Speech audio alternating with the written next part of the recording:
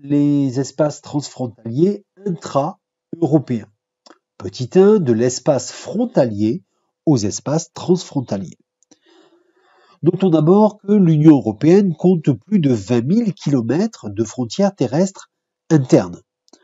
Or, en passant de l'espace national à l'espace communautaire, progressivement à partir de 1957, les frontières en tant que lignes sont passées au second plan pour faire émerger ce qu'on appelle des espaces transfrontaliers.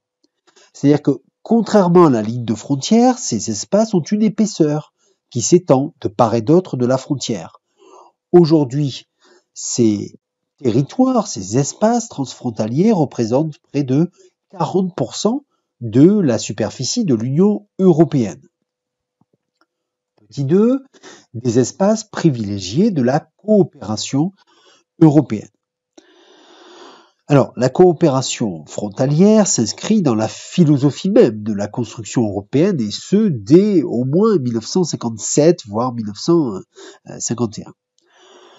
Aujourd'hui, le nombre de travailleurs européens travaillant dans un autre pays que celui de sa résidence se situe autour des 2 millions de personnes.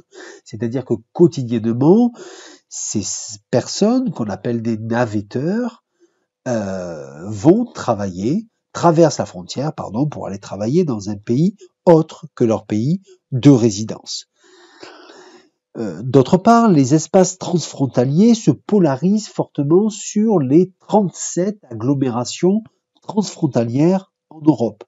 Ces agglomérations transfrontalières sont à la fois des leviers et des supports du développement territorial et économique de ces espaces.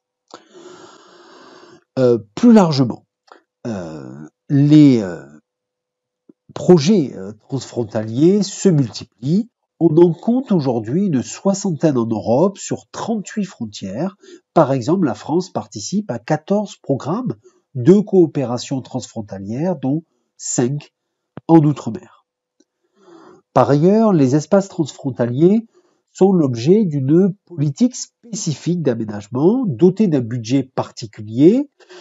Ce budget est à la fois pris sur le programme Interreg et sur les fonds structurels européens du FEDER, le Fonds européen de développement régional. Alors, je vais un peu parler quand même du programme Interreg parce que c'est celui qui est le plus spécifique aux espaces transfrontaliers. Ce programme a été mis en place à partir de 1991 au sein de l'Union européenne et il a pour but, de coordonner les actions déjà existantes entre des régions de part et d'autre d'une frontière européenne et d'en organiser de nouvelles dans le cadre d'une coopération transfrontalière plus poussée. Et d'ailleurs, dans ce cadre-là, les euro-régions sont la forme la plus aboutie de coopération transfrontalière. On en compte aujourd'hui 90 dans toute l'Europe. La première est née en 1958 et il faut noter, pour terminer, qu'il s'agit de structures transnationales qui ont l'objectif de mettre en place un projet cohérent de développement transfrontalier.